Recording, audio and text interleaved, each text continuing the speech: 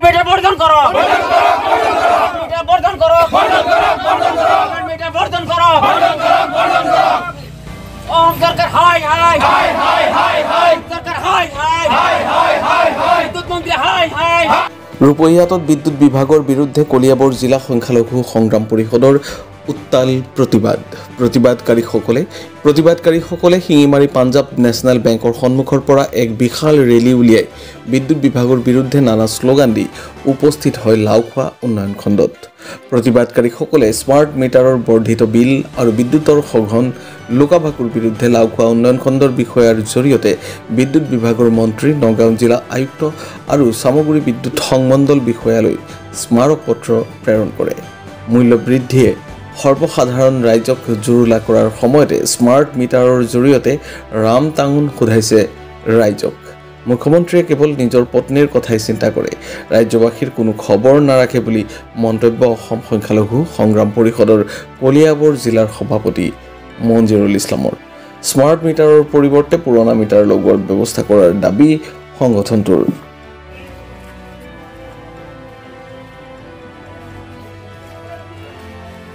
হয়, আজি আমি কলিয়াবৰ জিলা সংখ্যালঘু সংগ্ৰাম পৰিষদৰ ফালৰ পৰা এখন গণবিক্ষোভ কাৰ্যসূচী ৰাখিছিলোঁ স্মাৰ্ট মিটাৰৰ বিৰুদ্ধে। কাৰণ স্মাৰ্ট মিটাৰে মানুহক বহুত জলকলা খুৱাইছে, মানুহক জুৰুলা কৰি দিছে। যিজন মানুহৰ এক মাহত বিল আহিছিলে 300 টকা, সেইজন মানুহে এতিয়া এক মাহত বিল দিব লাগে 1200 টকা। এনেকুৱা অৱস্থা হৈছে।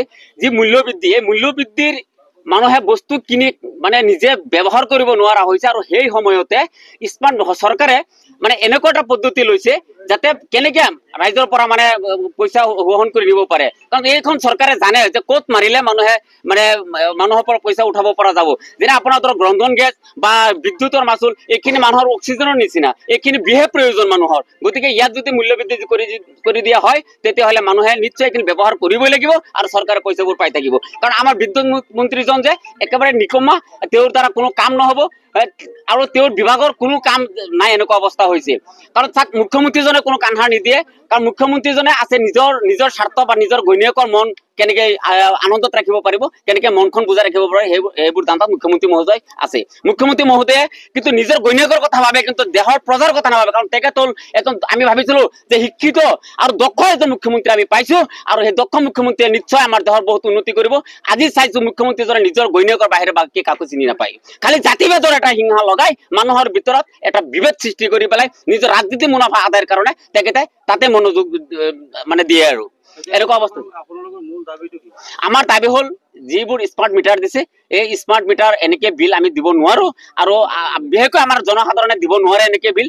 গতিকে এই স্মাৰ্ট মিটাৰবোৰ যাতে চৰকাৰে খুলি লৈ যায়, আমাৰ আগৰ যেনেকে মিটাৰ, পুৰণা মিটাৰ যিখিনি আছিলে সেই মিটাৰখিনি যাতে ব্যৱহাৰ হয়, আৰু আমি তেনেকে আমি বিল দি যাম। কাৰণ আমি ইমানবোৰ বিল আমি সদায় মানুহে আমি বিল দিব নোৱাৰো, বিদ্যুৎ মাচুল কমাব লাগিব। কাৰণ দিল্লীৰ নিচিনা ঠাইত যদি বিজেপি চৰকাৰ নহয় তাত, গতিকে তাতো যদি বিদ্যুৎ যদি ফ্ৰীকে দিব পাৰে, ভাৰতবৰ্ষৰ বিভিন্ন ৰাজ্যত বিদ্যুৎ ফ্ৰীকে দি আছে, কিন্তু আমাৰ অসমত যেতিয়া বিজেপি চৰকাৰ, কেন্দ্ৰত বিজেপি চৰকাৰ, কিন্তু আমাৰ অসম চৰকাৰ বিদ্যুৎ বিল দিনে দিনে বঢ়াই আছে আৰু মানুহক মাধমাৰ দি আছে। গতিকে বিদ্যুৎ বিল কমাব লাগে, যাতে বিদ্যুৎ বিল দিব গৈ পেলাই যাতে মানুহৰ চকু পানী টুকিব লগা নহয়। আৰু এটা সময়ত নিশ্চয় আপোনালোকে জানিব যে এই বিদ্যুৎ বিলৰ কাৰণে হয়তো এই চৰকাৰ লটিগটি হ'ব। না, এই আন্দোলন আমাৰ অব্যাহত থাকিব। আমাৰ 8 তাৰিখেও আছে জুৰিয়াতে, নগাঁও জিলা কমিটিয়ে তাতে আন্দোলন কৰিব। এনেকে আমাৰ আন্দোলন অব্যাহত থাকিব। আৰু যেতিয়ালৈকে স্মাৰ্ট মিটাৰৰ সলনি আমাৰ পুৰণি মিটাৰৰ ব্যৱস্থা নকৰে, তেতিয়ালৈকে এনেকে আন্দোলন আমাৰ গণতান্ত্ৰিকভাৱে আমি কৰি থাকিম। আজি আমি কলিয়াবৰ জিলা সমিতিয়ে লাওখোৱা উন্নয়ন খণ্ডৰ আগতে কৰিছো। আমি পাঞ্জাৱ নেশ্যনেল বেংকৰ পৰা, শিঙিমাৰী পাঞ্জাৱ নেশ্যনেল বেংকৰ পৰা আমি উন্নয়ন খণ্ডলৈ আহিছো। আমি বিডিঅ মহোদয়ৰ জৰিয়তে আমি স্মাৰক পত্ৰ অসমৰ বিদ্যুৎ মন্ত্ৰী, নগাঁও জিলা আয়ুক্ত আৰু SDO চামগুৰি তেখেতসকললৈ আমি স্মাৰক পত্ৰ আমি পঠিয়াম। তাৰ কাৰণে আমি আজি এই কাৰ্যসূচী হাতত লৈছো। ঠিক আছে।